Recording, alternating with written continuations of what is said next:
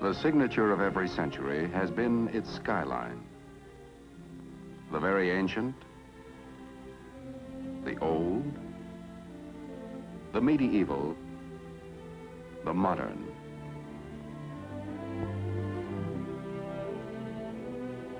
Imprints of man's never-ending path of progress, silhouetted against the ageless canvas of the sky. Our day, our times, our signature, our skyline.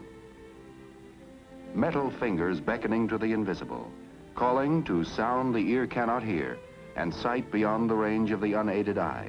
Our era, the era of television. The dream of television had persisted for centuries.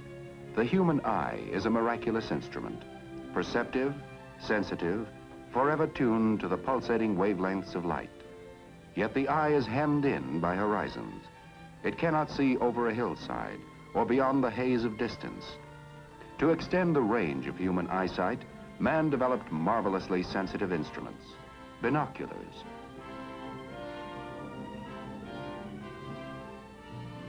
Giant telescopes to probe the furthest span of space.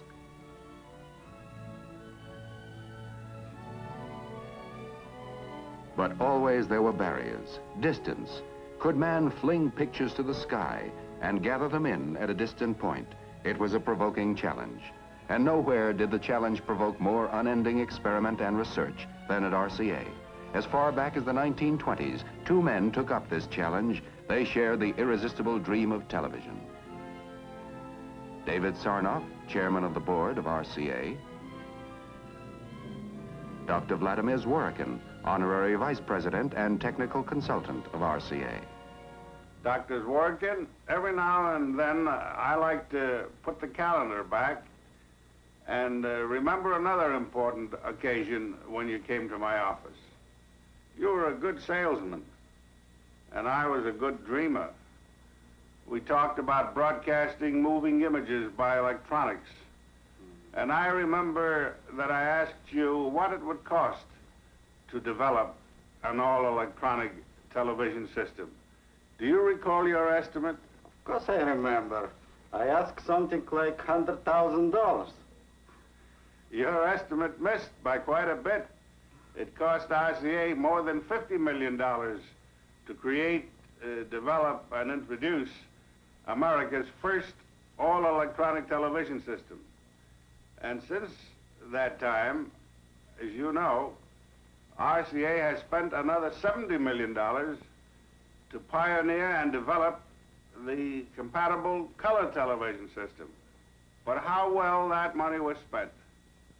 We succeeded in extending human sight far beyond the horizon. Yes. This is wonderful thing about television. The extension of our sight.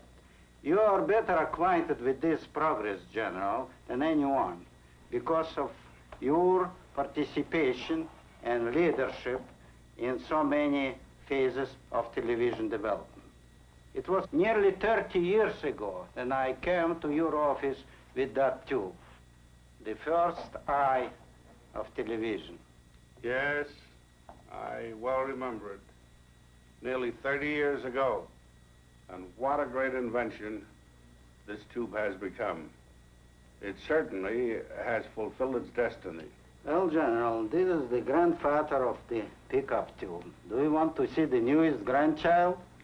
Well, I'm all for grandchildren. Let's have a look at it. Well, here it is.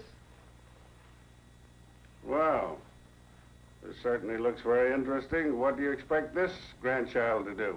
Well, that's what we call miniature Vidicon. And I hope eventually it will replace all the existing pickup tubes for all the purposes.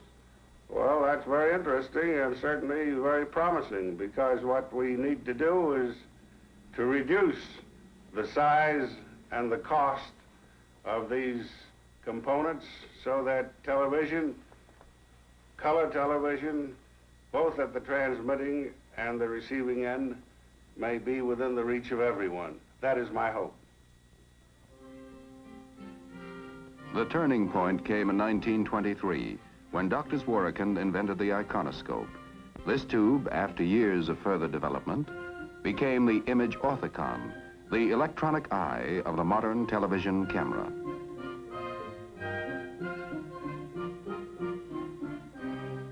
In 1929, Dr. Zworykin and his associates announced the first successful electronic kinescope, forerunner of today's television picture tube.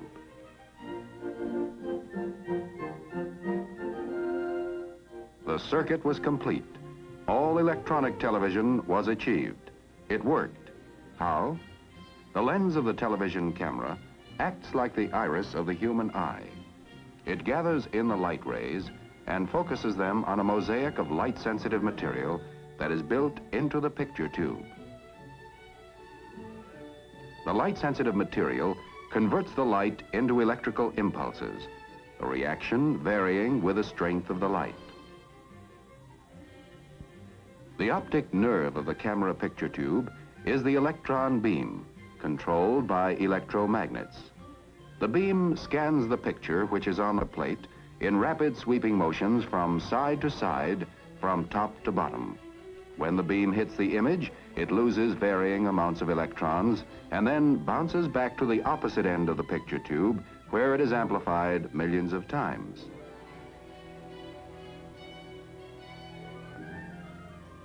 It is led off to the transmitter in the form of electric current.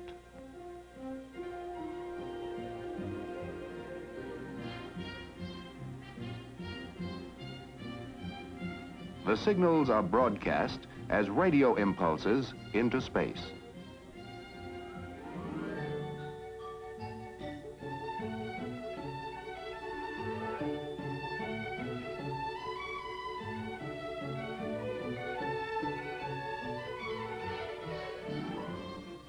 Heart of the receiving set is the kinescope. Here, the action is reversed. The stream of electrons, synchronized perfectly with those of the camera tube, literally paints the picture information on a chemically treated screen line by line. The glow is bright when the beam is strong, less bright when it is weak. Thus, the picture is reassembled. 1931. Atop the Empire State Building, the National Broadcasting Company, a service of RCA, erected the transmitting antenna for experimental television station W2XBS.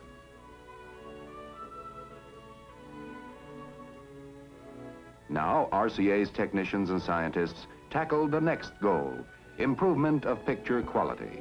Hitherto, using a mechanical process, the best that could be transmitted was a crude signal of 60 scanning lines. RCA turned to the new science of electronics, discarded the mechanical spinning disc, and soon doubled, tripled, then tripled again the scanning lines. Now television was really on its way. In 1937, television strode out of the studio with mobile vans developed by RCA and NBC, versatile, self-sustaining. New eyes, new vision for the world. A man could sit at home, yet his eyes could scan the countryside. A bright new era dawning, a new dimension in communications. Distance reduced to microwaves, walls, barriers, mountains erased. Television, the ultimate triumph in man's search for sight beyond the range of the human eye. 1939, television is ready to make its official public debut. The setting could hardly be more perfect. The New York World's Fair. Its theme, the world of tomorrow.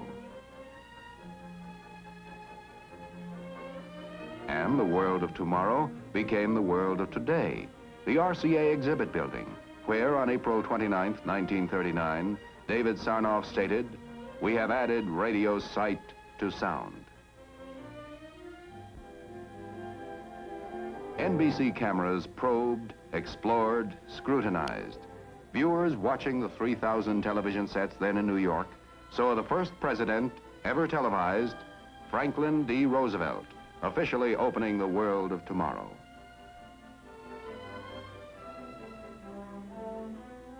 Via television, the viewers toured with the King and Queen of England through Pavilion and Midway. Day by day, television produced new adventures, new vistas, new excitement, new thrills. NBC presented the first baseball game ever televised, August 1939. 1940, the nerve-tingling drama of a national political convention, the first ever televised. Philadelphia and New York were knit together by the electronic miracle of television. Radio relays, pioneered by RCA, and the telephone company coaxial cables, wiped out the horizon as the far limit of telecasting. Still in the trial and error stage, television began studying its own future as a tremendous new medium of entertainment. The first programs were simple, unpretentious, proving grounds for technicians, cameramen, directors, writers, and performers. Slowly, the know-how was gained. Bit by bit, creative imagination began to give form and substance to the new art form called television.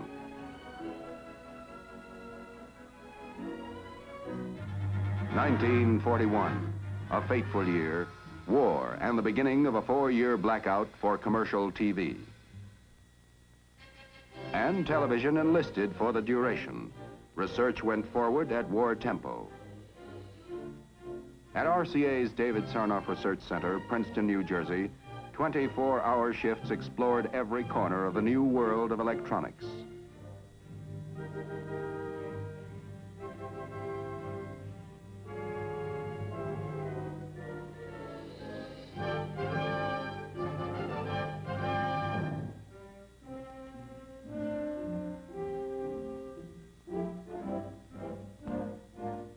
For submarine detection, the sniper scope that made it possible to see a target in darkness. Thus, the progress of perhaps a peacetime decade was compressed into 4 short years. 1945, the war over. After 4 years of unparalleled war effort, denial, sacrifice, the American public hungry for the rewards of peace.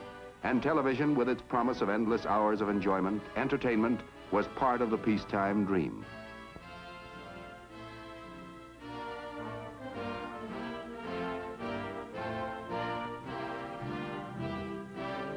RCA, although 1949, an historic television first, a presidential inauguration. As Harry Truman took the oath, the event was a dynamic industry employing more than 1 million. Television, an unparalleled blending of science and art, invention and engineering, private incentive and public service. By television, American business has found a most effective advertising medium. And in turn, advertising has provided the resources that sustain the standards of programming and permit the never-ending research that is the heart of the television industry.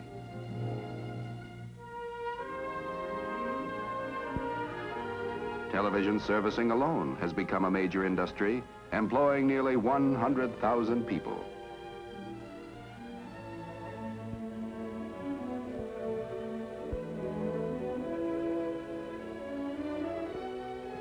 Yes, in little more than a wink of time, television has entered our homes, our lives, imprinted new silhouettes on our skyline. And all this has been just the beginning. There was still another dream to be realized. Still another dimension to be added. Black and white television had been the herald. It put millions of TV sets into our homes, built hundreds of TV stations, created an industry, an art, a public service, an exhilarating component of our American way of life.